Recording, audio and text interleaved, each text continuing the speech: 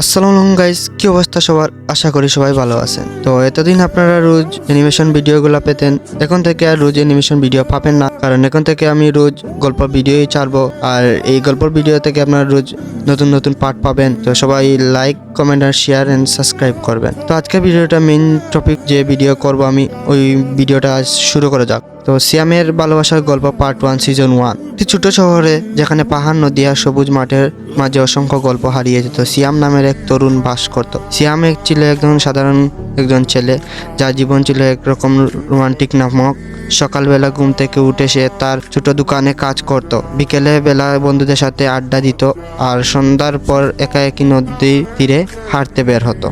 একদিন নদীর ধারে হাঁটতে হাঁটতে সিয়ামের চোখ পড়ল একটি মেয়ের উপর। মেয়েটি ছিল তার অজানা, কিন্তু তার চোখে এমন কিছু ছিল যা সিয়ামের হৃদয়জনক অসংখ্য এক টানে জড়িয়ে ফেলল।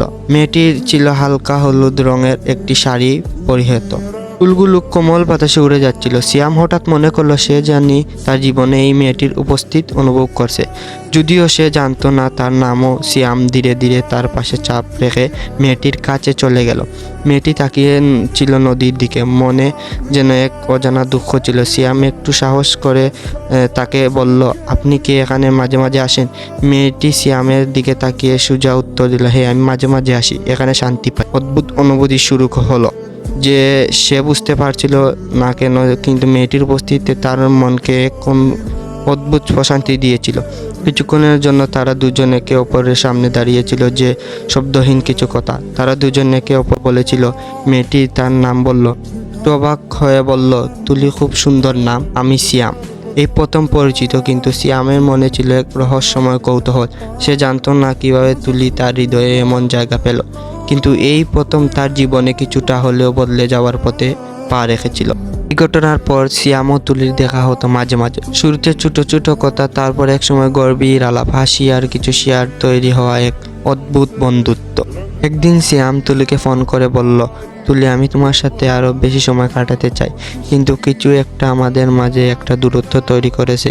আমি চাই আমরা একে অপরকে আরো গভীরভাবে বুঝতে পারি। তুলি কিছুটা নীরবে ছিল, তবে তার চোখের কিছু অদৃশ্য কষ্ট ছিল। সিয়ামও তার জানি আমি যা বলছে পথ যেন কিছুটা আলাদা হয়ে যাচ্ছে। আমি ভয় পাচ্ছি আমাদের সম্পর্ক আগের মতো স্বাভাবিক থাকবে না। তবে সিয়াম জানতো কোনো সম্পর্ক সহজ নয়। সত্যি বলতে, সম্পর্কের সৌন্দর্য সেই সমস্ত বাধার মূল মধ্যে লুকিয়ে থাকে, যা দুজন মানুষকে একে অপরের জন্য অতিক্রম।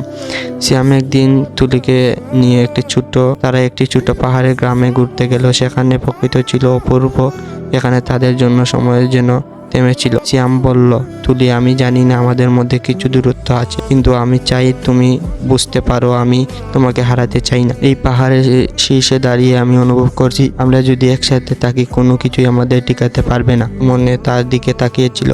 তারপর ধীরে ধীরে সে বলল, সিয়াম, আমি জানি তুমি আমার জন্য কিভাবে, তবে আমি কিছুটা দ্বিধায় আছি। তবে জীবন অনেক জটিল, আর আমি জানি তুমি আমার জন্য সবকিছু করতে চাও, কিন্তু আমি নিজেকে প্রস্তুত মনে করি না। তবে সিয়াম জানতো ভালোবাসা কখনো চাপিয়ে দেওয়া যায় না। সে একদিন তুলিকে বলল, আমি শুধু চাই তুমি আমাকে সময় দাও, তুমি যতটা প্রয়োজন মনে করবে আমি অপেক্ষা করব। এখানে শেষ হলো আমাদের গল্প। তো আমার ভিডিও যদি ভালো লাগে আপনাদের কাছে, আমার চ্যানেলটা একটু সাবস্ক্রাইব করে দিবেন। আসসালামু আলাইকুম।